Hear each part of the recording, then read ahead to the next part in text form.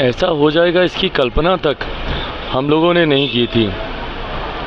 कुछ समय पहले अयोध्या में जब हम थे, जब भगवान श्री राम की प्राण प्रतिष्ठा की गई उस कार्यक्रम में वो हमारे साथ मौजूद थे। एयरपोर्ट पर लंबी घंटों तक हम लोग की बातचीत हुई, एक साथ हम लोग आए, बहुत पुरानी बातें, पापा के साथ की बातें, बहुत परिवार के साथ थे, बहुत सारी ऐसी बातें हम लोगों के बीच हुई।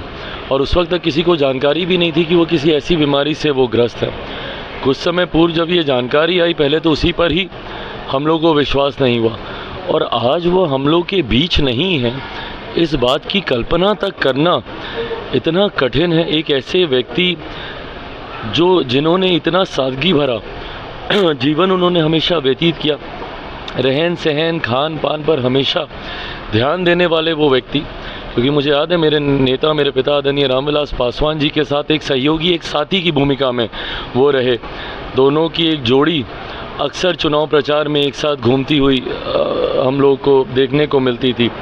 तो ऐसे में आज मेरे लिए ये दोहरी क्षति है, जहाँ एक तरफ मैंने अपने पिता को कुछ समय पहले खोया और उसके बाद जो अभिभावक की भूमिका में थे, आज उनका नहीं रहना यकीनन एक बहुत बड़ी क्षति। और मैं मानता हूँ युवा पीढ़ी, हम जैसे लोगों के लिए ख़ास तौर पर हम लोग के आदर्श के समान वो रहे, एक प्रेरणा स्रोत रहे। आज की तारीख में जितना अध्ययन कर वो अपने विषयों को रखते थे, मुझे नहीं लगता कि कोई और नेता ऐसा है जो इतनी गंभीरता से अपनी जिम्मेदारियों को लेता हो। ना सिर्फ सत्ता पक्ष में जब वो रहे, इवन जब विपक्ष में भी वो रहते थे, जिस गंभीरता से वो तमाम विषयों की जानकारी उस पर अध्ययन कर रिसर्च कर आप सबके माध्यम से, मीडिया के माध्यम से जनता तक अपनी बातों को पहुंचाने का वो काम करते थे।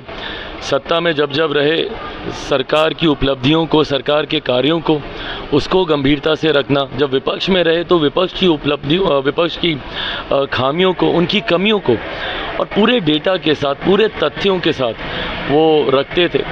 तो एक ऐसा व्यक्ति जिन्होंने इतना अध्ययन किया, ये हम जैसे युवा पीढ़ी के लिए वो हमेशा आदर्श रहेंगे, प्रेरणा के स्रोत रहेंगे। आज जब वो हम लोग के बीच नहीं है, मैं अपनी तरफ से, अपने परिवार की तरफ से, क्योंकि उनके साथ वो पारिवारिक संबंध हमेशा से रहे हैं, अपनी तरफ से, अपनी परिवार की तरफ से, मेरी पार्टी लोक जनशक्ति पार्टी रामविलास की तरफ से उनको भावभीनी श्रद्धांजलि।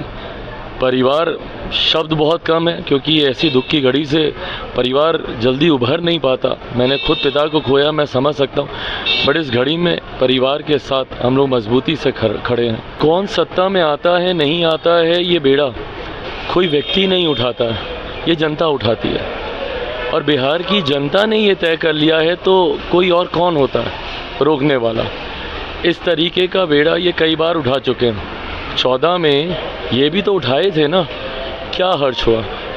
19 में इन्होंने पुनः इसी बेड़ा को उठाया था कि भाई इस बार तो खाता तक नहीं खुलेगा। किसका खाता नहीं खुला, 19 के परिणामों ने दर्शाया ही। तो ऐसे में कोई व्यक्ति जिम्मेदार नहीं होता है। जब चुनाव के परिणाम निर्धारित किए जाते हैं, उसके लिए पूरा राज्य, और ये लोकसभा के चुनाव हैं, पूरा देश इसकी जिम्मेदारी अपने कंधों पर लेता है। और मुझे लगता है देश ने ये मन बना लिया है कि इस बार तीसरी बार प्रधानमंत्री जी को प्रधानमंत्री बनाना है। आज प्रधानमंत्री जी का नामांकन है। नामांकन से पहले ही जिस तरीके का उत्साह देखने को मिल रहा है, आज हम लोग भी, तमाम एनडीए के साथी घटक दल उनके नामांकन में मौजूद होंगे, हम भी उसी कार्यक्रम में शरीक होने हम लोग जा रहे हैं। तो ऐसे में उनके नामांकन से और नामांकन से पहले अलग अलग जगहों पे, कल मेरे प्रधानमंत्री हाजीपुर आए थे। हाजीपुर में जिस तरीके का जन सैलाब था, मेरे छोटे भाई और पूर्व मुख्यमंत्री तेजस्वी जी ने हाजीपुर में भी ये बात जाकर कही थी ना कि यहाँ से अगर हम लोगों ने हरा दिया तो हमको मुख्यमंत्री बनने से कोई नहीं रोक सकता। कल आप देखिएगा हाजीपुर में जिस तरीके का एक जन सैलाब देखने को मिला और जिस तरीके से प्रधानमंत्री जी का आशीर्वाद मुझे मिला, उनके तमाम वो शब्द जिन्होंने मेरे मनोबल को बढ़ाने का काम किया। कल जिस तरीके से उन्होंने मेरी छोटी छोटी बातों तक का जिक्र किया कि कैसे 2014 से वो इस बात को देखते थे कि मैं पार्लियामेंट में को कितनी गंभीरता से मैं लेता हूँ।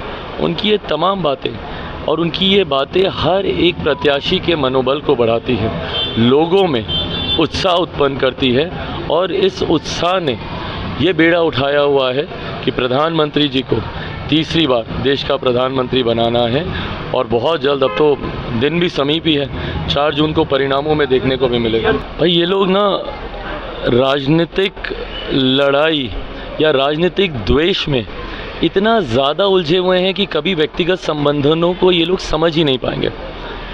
इन लोगों में वो भावना ही नहीं है।